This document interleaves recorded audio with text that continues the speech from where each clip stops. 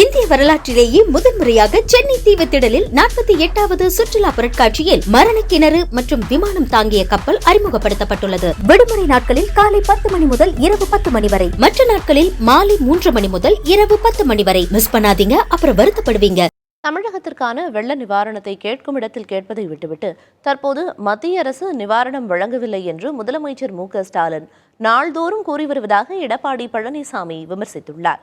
அதிமுக வேட்பாளர்களை வெற்றி பெறச் செய்தால் தமிழகத்தின் குரல் நாடாளுமன்றத்தில் ஒலிக்கும் என்றும் அவர் கூறியுள்ளார். வெள்ள நிவாரணம் கிடைக்கவில்லை, புயல் நிவாரணம் கிடைக்கவில்லை, நாங்கள் மத்திய அரசுக்கு கோரிக்கை வைச்சோம், ஒரு பைசா கூட எங்களுக்கு நிவாரண தொகை கிடைக்கவில்லை என்று தினந்தோறும் பேசி வருகிறார். சட்டமன்றத்தில் பேசினார்.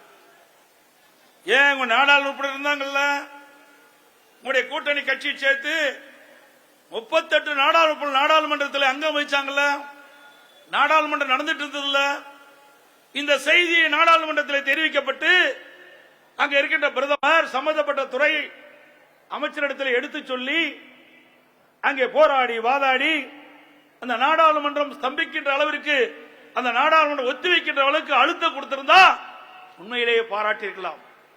சொல்ல வேண்டிய இடத்துல சொல்லாம இங்க வந்து பேசிட்டு இருக்க.